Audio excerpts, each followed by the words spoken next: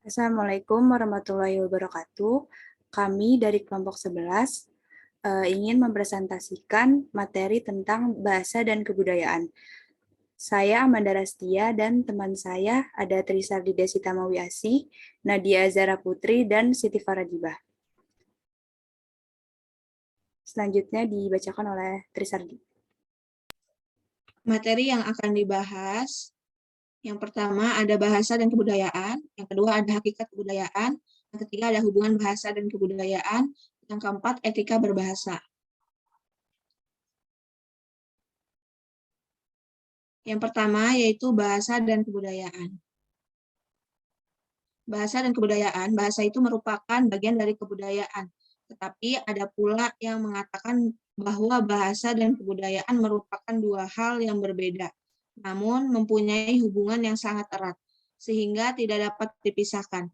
Ada yang mengatakan bahwa bahasa sangat dipengaruhi oleh kebudayaan, sehingga segala hal yang ada dalam kebudayaan akan tercermin di dalam bahasa. Sebaliknya, ada juga yang mengatakan bahwa bahasa sangat mempengaruhi kebudayaan dan cara berpikir manusia atau masyarakat penuturnya.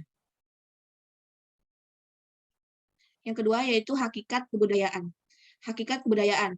Kroeber dan Kluckhohn 1952 telah mengumpulkan berpuluh-puluh definisi mengenai kebudayaan dan mengelompokkannya menjadi 6 golongan menurut sifat definisi itu, yakni yang pertama definisi yang deskriptif, yakni definisi yang menekankan pada unsur-unsur kebudayaan. Yang kedua, definisi yang historis, definisi yang menekankan bahwa kebudayaan itu diwarisi secara kemasyarakatan. Yang ketiga, definisi normatif, yakni definisi yang menekankan hakikat kebudayaan sebagai aturan hidup dan tingkah laku. Yang keempat, definisi yang psikologis, yakni definisi yang menekankan pada kegunaan kebudayaan dalam penyesuaian diri kepada lingkungan, pemecahan persoalan, dan belajar hidup.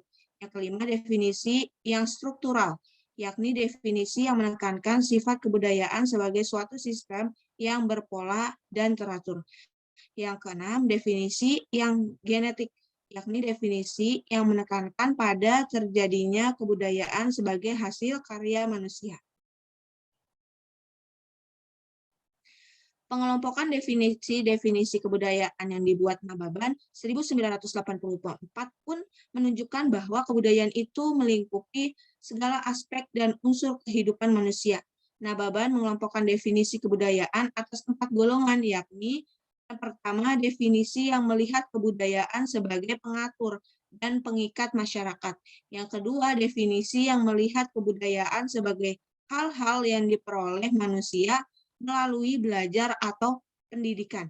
Maksudnya nurtu. Yang ketiga, definisi yang melihat kebudayaan sebagai kebiasaan dan perilaku manusia. Dan yang keempat, definisi yang melihat kebudayaan sebagai sistem komunikasi yang dipakai masyarakat untuk memperoleh kerjasama, kesatuan, dan kelangsungan hidup masyarakat manusia.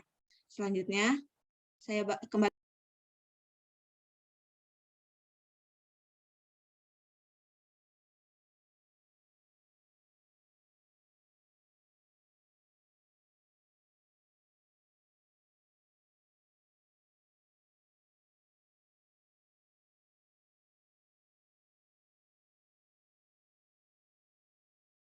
Baik, saya lanjutkan. Definisi yang dibuat Nababan ini tentunya tidak salah. Sebab sistem atau aturan-aturan komunikasi itu memang bagian dari kebudayaan. Tetapi kebudayaan itu bukan hanya sistem komunikasi saja, melainkan menyangkut juga masalah-masalah lain. Minimal termasuk ketiga golongan definisi yang dikemukakannya di atas, jadi termasuk aturan atau hukum yang berlaku dalam masyarakat atau definisi golongan. Hasil-hasil pendidikan atau definisi golongan, dan kebiasaan dan perilaku definisi golongan. Dengan kata lain, kebudayaan itu adalah segala hal yang menyangkut kehidupan manusia, termasuk aturan atau hukum yang berlaku dalam masyarakat. Hasil-hasil yang dibuat manusia, kebiasaan dan tradisi yang dilakukan, dan termasuk juga alat interaksi atau komunikasi yang digunakan, yakni bahasa dan alat-alat komunikasi nonverbal lainnya. Konjaningrat mengatakan bahwa kebudayaan itu hanya dimiliki manusia, dan tumbuh bersama dengan berkembangnya masyarakat manusia. Untuk memahaminya, Konjaningrat menggunakan sesuatu yang disebutnya kerangka kebudayaan, yang memiliki dua aspek tolak, yaitu yang pertama wujud kebudayaan dan yang kedua isi kebudayaan.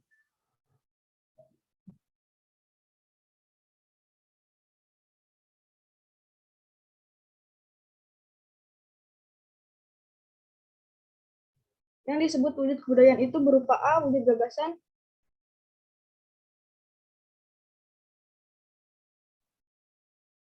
yang kedua perilaku, yang C, fisik atau benda. Ketiga wujud itu secara berurutan disebutnya juga sistem budaya yang bersifat abstrak, sistem sosial yang bersifat agak konkret, dan yang E, kebudayaan fisik yang bersifat sangat konkret. Sedangkan isi kebudayaan itu terdiri dari 7 unsur yang bersifat universal. Artinya, ketujuh unsur itu terdapat dalam setiap masyarakat manusia yang ada di dunia ini. Ketujuh unsur itu adalah yang pertama bahasa, yang kedua sistem teknologi, yang ketiga sistem mata pencaharian, hidup dan atau ekonomi, yang keempat organisasi sosial, yang kelima sistem pengetahuan, yang keenam sistem religi, dan yang ketujuh kesenian. Menurut Konjaningrat, bahasa merupakan bagian dari kebudayaan, atau dengan kata lain, bahasa itu di bawah lingkup kebudayaan.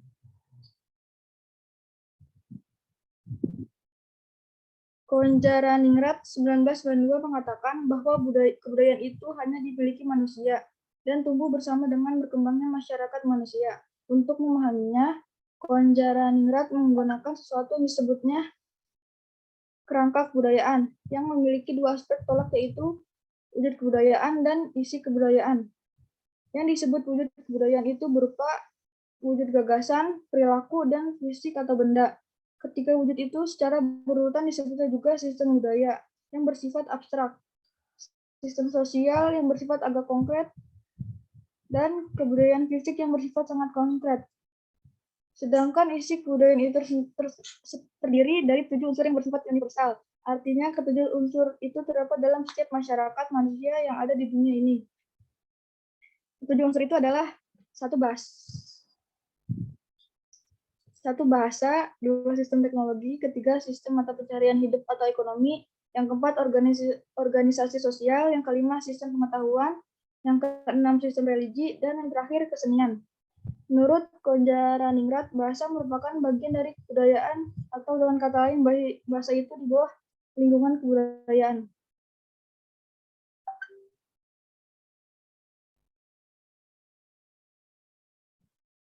Selanjutnya ada hubungan bahasa dan kebudayaan.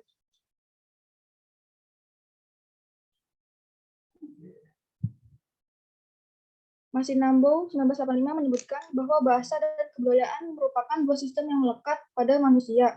Kalau kebudayaan itu adalah satu sistem yang mengatur interaksi manusia di dalam masyarakat, maka kebahasaan adalah suatu sistem yang berfungsi sebagai berlangsungnya interaksi itu. Dengan kata lain, hubungan yang erat itu berlaku sarana sebagai kebudayaan merupakan sistem yang mengatur interaksi manusia. Sedangkan kebahasaan merupakan sistem yang berfungsi sebagai sarana keberlangsungan sarana itu. Hubungan antara bahasa dan kebudayaan merupakan hubungan subordinatif. Suatu bahasa berada di bawah lingkup kebudayaan. Di samping itu, ada pendapat lain yang menyatakan bahwa bahasa dan kebudayaan mempunyai hubungan yang koordinatif, yakni hubungan yang sederajat yang kedudukannya sama tinggi. Berkaitan dengan hubungan yang bersifat koordinatif antara bahasa dengan kebudayaan,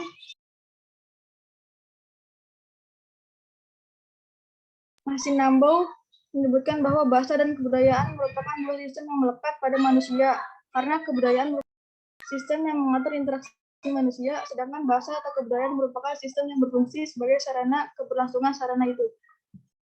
Saya kembalikan ke moderator. Dilanjutkan oleh Nadia Zahra Putri. Baik, terima kasih kepada moderator. Selanjutnya itu ada hubungan koordinatif.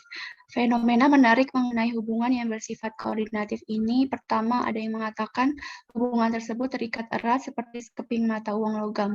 Sisi yang satu adalah sistem kebahasaan dan sisi yang lain adalah sistem kebudayaan. Jadi pendapat ini sejalan dengan konsep Massinambo bahwa kebahasaan dan kebudayaan ini merupakan dua fenomena yang berbeda tetapi hubungannya sangat erat. Kedua, adanya hipotesis yang sangat kontroversial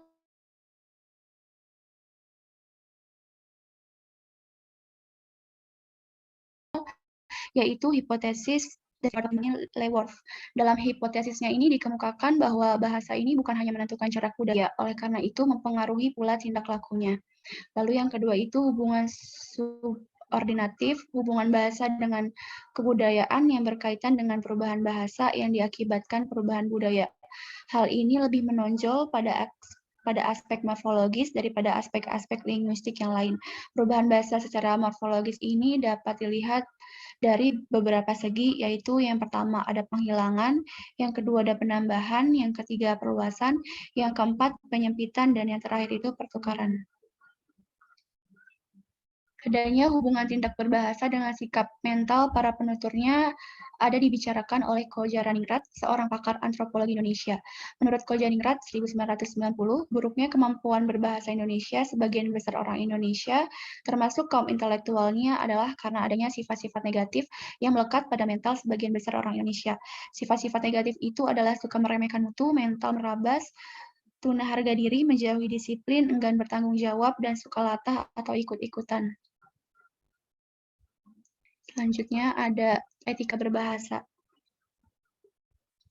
Hubungan antara bahasa dan kebudayaan secara luas telah kita bicarakan. Apakah hubungan itu bersifat koordinatif atau subordinatif tidak perlu dipersoalkan lagi. Tetapi yang jelas keduanya mempunyai hubungan yang sangat erat dan saling mempengaruhi. Kalau kita terima pendapat Masinanbau yang mengatakan bahwa sistem bahasa mempunyai fungsi sebagai sarana berlangsungnya interaksi manusia di dalam masyarakat, maka berarti di dalam tindak laku berbahasa haruslah disertai norma-norma yang berlaku di dalam budaya itu. Sistem tindak laku berbahasa menurut norma-norma budaya ini disebut etika berbahasa atau tata cara berbahasa. Lanjut. Etika berbahasa ini berkaitan dengan pemilihan kode bahasa, norma-norma sosial, dan sistem budaya yang berlaku dalam satu masyarakat. Etika berbahasa ini antara lainnya akan mengatur, yang pertama itu, akan mengatur apa yang harus kita katakan pada waktu dan keadaan tertentu kepada seseorang partisipan tertentu berkenaan dengan status sosial dan budaya dalam masyarakat itu. Yang kedua itu ragam bahasa apa yang paling wajar kita gunakan dalam situasi sosiolinguistik dan budaya tertentu. Yang ketiga itu mengatur kapan dan bagaimana kita menggunakan giliran berbicara kita dan menyela pembicaraan orang lain. Yang keempat itu mengatur kapan kita harus diam, dan terakhir itu mengatur bagaimana kualitas suara dan sikap fisik kita di dalam berbicara itu. Selanjutnya itu butir-butir aturan yang tadi sudah disebutkan dalam etika berbahasa yang disebutkan itu tidaklah merupakan hal yang terpisah, melainkan merupakan hal yang menyatu di dalam tindak laku berbahasa. Apa yang disebut pada butir A dan B kiranya sudah jelas dari bab-bab terdahulu yang menjelaskan aturan sosial berbahasa sebagai sesuatu yang menjadi inti persoalan sosiolinguistik. Siapa berbicara dengan bahasa apa, kepada siapa, tentang apa, kapan, di mana, dan dengan tujuan apa. Sebagai contoh, umpamanya kita hendak menyapa seseorang, maka harus kita ketahui siapa orang itu, di mana, kapan, dan dalam situasi yang bagaimana. Baru kemudian kita memilih kata sapaan yang tersedia. Menurut Krida Laksana sendiri, dalam bahasa Indonesia ada 9 jenis kata untuk menyapa seseorang, yaitu yang pertama ada kata ganti orang, yakni engkau dan kan. Yang kedua nama diri seperti Dika dan Nita. Yang ketiga istilah perkerabatan seperti bapak, ibu, kakak, dan adik. Yang keempat gelar dan pangkat seperti dokter, profesor, letnan, dan kolonel. Yang kelima bentuk nomina pelaku atau pe ditambah verba seperti penonton, pendengar, dan peminar. Yang keenam itu ada bentuk nomina ditambahku seperti Tuhanku, bangsaku, dan anakku. Yang ketujuh itu kata-kata deiktis seperti sini, situ, atau di situ. Ataupun bentuk nominal lain seperti awak, bung, dan tuan. Dan yang terakhir itu bentuk zero atau tanpa kata-kata. Ini bisa juga dijelaskan atau ditambahkan dengan suatu gerakan. Untuk selanjutnya akan saya kembalikan kepada. Baik, saya lanjutkan. Selanjutnya itu adapun aspek sosial budaya yang harus dipertimbangkan untuk menggunakan kata sapaan tersebut, yaitu yang pertama itu yang disapa itu lebih tua atau sederajat, lebih muda atau kanak-kanak, status sosialnya lebih tinggi, sama atau lebih rendah, situasinya formal atau tidak formal, akrab atau tidak akrab, wanita atau pria, dan yang terakhir itu sudah dikenal atau belum dikenal, dan sebagainya. Selanjutnya itu butir C dan D yang juga merupakan aturan dalam etika berbahasa perlu pula dipahami agar kita bisa disebut sebagai orang yang dapat berbahasa. Kita tidak bisa seenaknya menyela pembicaraan seseorang. Untuk menyela harus diperhatikan waktunya yang tepat, dan tentunya juga dengan memberikan isyarat terlebih dahulu. Butir E dalam aturan etika berbahasa menyangkut masalah kualitas suara dan gerak-gerik anggota tubuh ketika berbicara. Kualitas suara berkenaan dengan volume dan nada suara. Setiap budaya mempunyai aturan yang berbeda dalam mengatur volume dan nada suara. Para penutur dari Sumatera Utara dalam berbahasa Batak terlihat menggunakan volume suara yang lebih tinggi dibanding dengan para penutur bahasa Sunda dan Jawa selain itu. Untuk tujuan-tujuan tertentu, volume dan nada suara ini juga biasanya berbeda.